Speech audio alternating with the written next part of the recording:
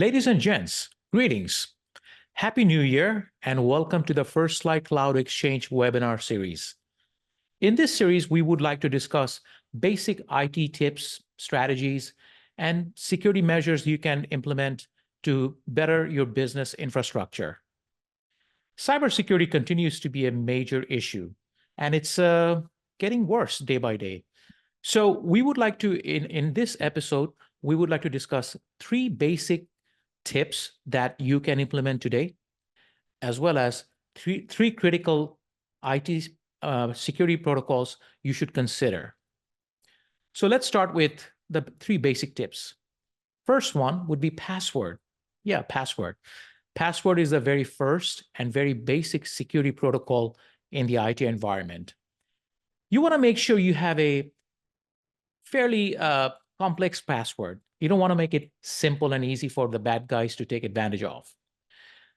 So number one, have a password that is at least in 8 to 12 characters in length.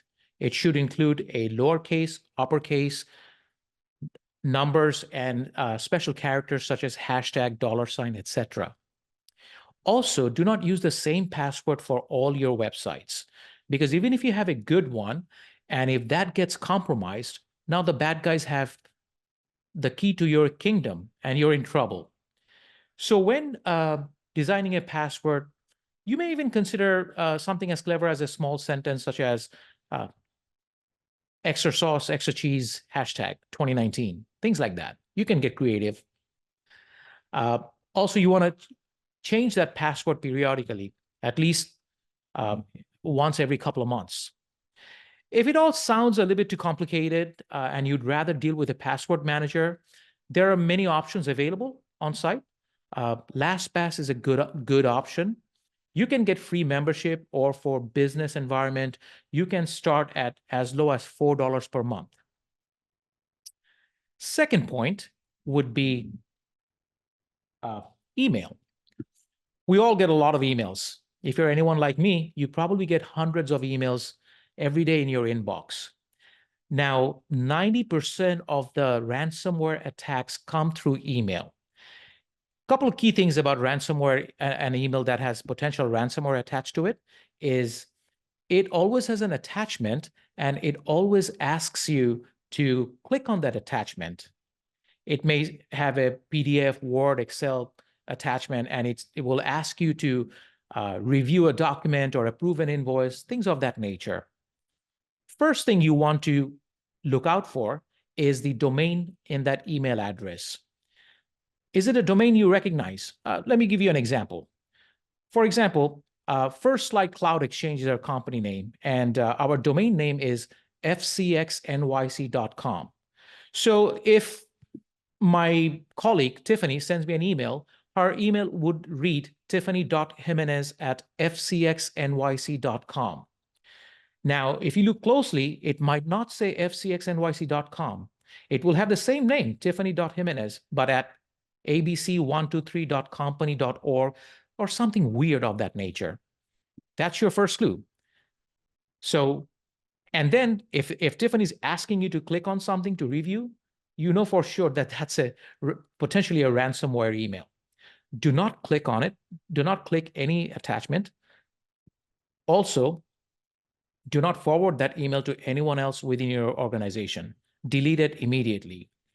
Now, that's an example of someone from within your environment or a trusted name. Now, you may also get emails from outside vendors, let's say Microsoft. Microsoft is sending you an email asking you to change your password or keep your password.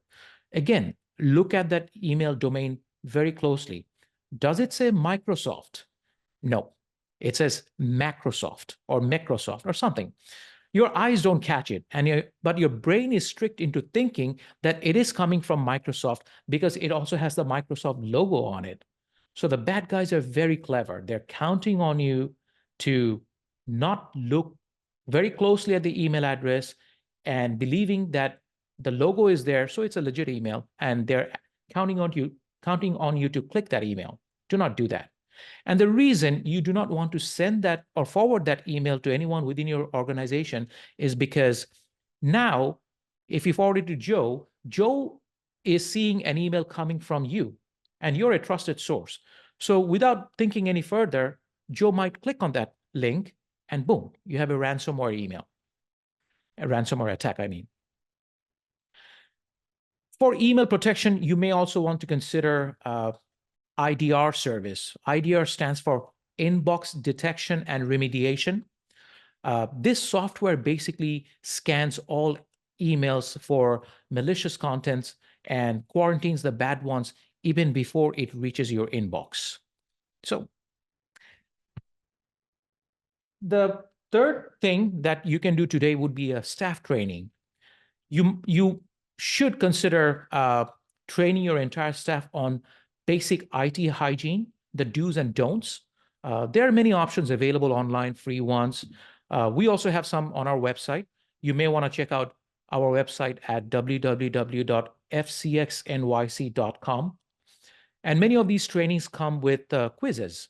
So you may want to throw a promotion once a month that whoever scores the highest gets a $10 Starbucks gift card, things like that. Next thing you know, everybody's taking those trainings and trying to score the highest in the quiz just so they can win the gift card. And you have, as a result, you have a very, very protected network. Okay. Second portion I would like to go into now, that would be 3 critical IT protocol you should consider and implement today. But before that, I would like to say that you want to always consider a cloud-based service provider. Cloud-based service providers are typically managed service providers or managed security service providers. They have security operations centers spread out throughout the country, geodiverse locations, and in many cases throughout the world.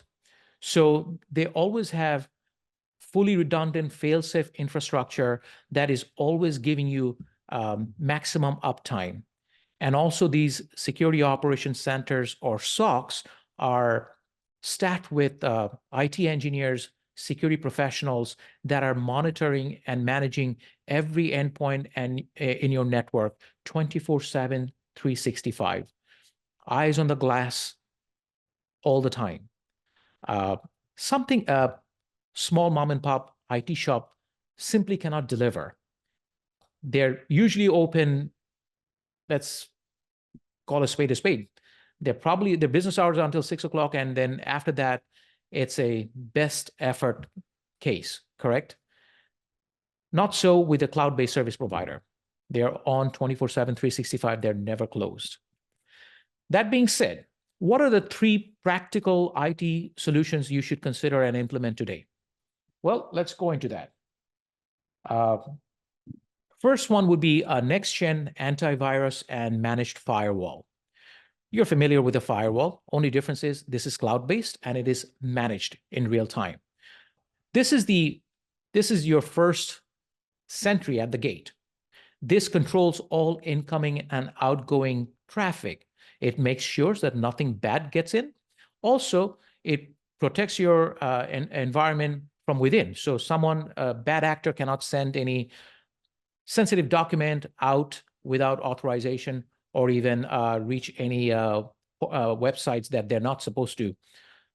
Second service would be managed detection and remediation, or MDR.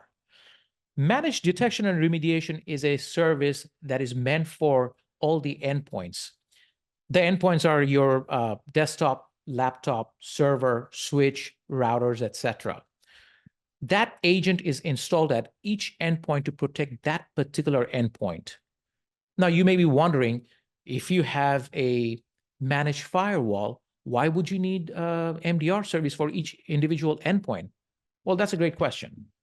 Remember, most of the breaches, 80% of the breaches happen due to human error. What could be a human error, you may be wondering? Well, let's say you have a new hire, or maybe there's a guest that came into your office and he just wanted to charge his smartphone. So he plugged it into a desktop computer. That smartphone probably had a malware and it spread. If that desktop had an MDR agent installed on it, it would immediately recognize that bad malware and isolate and quarantine that particular desktop. You would get a notification immediately that something bad has happened to that computer number 26, and necessary precautions are being taken, and it will be cleaned up. So it stops any further spread. So MDR is a very crucial service you want to consider. And the third one would be server. We all have servers. If you have an on-premise server, you may want to consider migrating it into the cloud.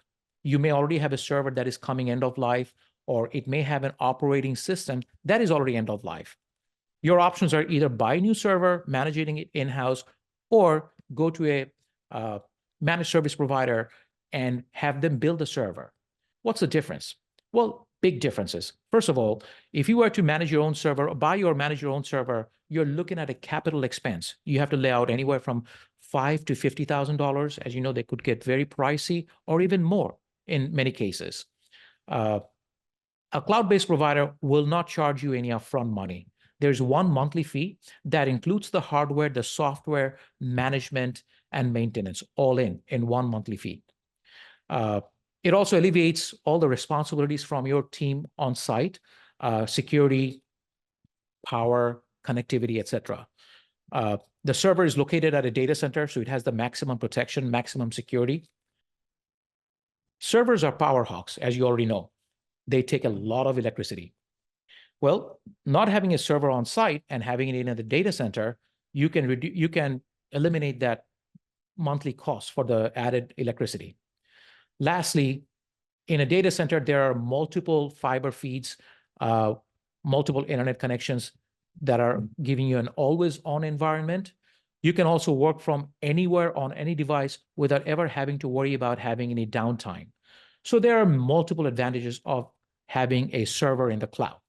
While we're talking about server, let me also address disaster recovery as a service. Basically, it's a backup server.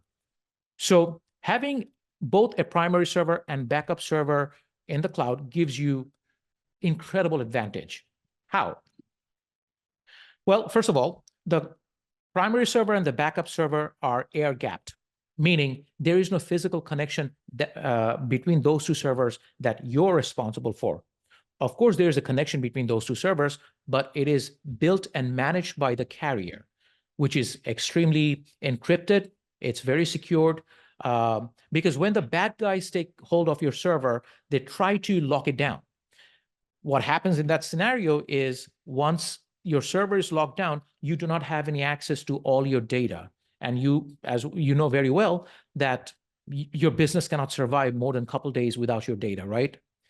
Well, if you have a disaster recovery server in the cloud, the moment your primary server is locked down by by the bad guys, and they are trying to come into the backup server, the carrier would immediately know that intrusion. They would stop that intrusion. They will isolate that backup server, and the bad guys will not get the hold of it. And you can turn up a new server from that backup server within 30 minutes. And one other thing I did not mention about having a cloud server is scalability. You may start at a certain point, but within a couple of months or a year, your requirement may double or triple. Now, if you need to upgrade your server for more memory or space or RAM, what have you, one phone call will take care of that within 30 minutes. So there are tremendous advantages of moving your server into the cloud. Last point, let's talk about budget. These are all great, but how do we go about getting the money for implementing all these solutions? Well, it starts with a network assessment. If we can do a network assessment in your current environment today, I'm pretty sure you can find money and resources from your existing cost structure. On-premise services, hardware, software cost more money than cloud-based services. For example, let's say you have a desktop and a laptop computer. If you have security services for those two devices, most likely you're paying a separate fee for each one of those devices. Well, once you come into the cloud, you have one license. Under your license, you can have a desktop, a laptop, and maybe a tablet, 3 devices under one license, which eliminates 3 separate costs. You only have one cost. So right there, you just save yourself some money. Another big area where you can save a lot of money is telecommunication. If you still have on-premise or traditional telecom services, you really want to look into cloud-based unified communication services. They're significantly more advanced. They combine your regular telecom, video, collaboration, SMS text message, all on one platform on multiple devices. And they typically will save you anywhere from 20 to 50%. I know it's surprising, but yes, that is the difference that you can take advantage of. Another area could be used hardware. You may have hardware within your environment that are end of life, or maybe they're just collecting dust and you don't know what to do with them. Well, we have partners in our portfolio where they can buy those hardware from you and give you a check, excuse me. Give us a list of what you have.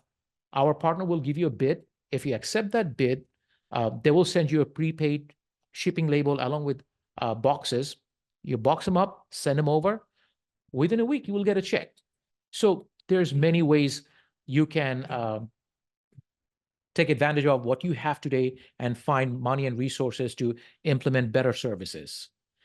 First Light Cloud Exchange is a consulting firm that works with 400 different vendors, partners, managed service providers, managed security service providers. We can tailor make a solution for any requirement, and we can give you 4 or 5 different options. So engage us, give us a call, let us come in, take a look at your environment, and help you devise a solution that would improve your IT infrastructure and cybersecurity posture significantly. Thank you for tuning in.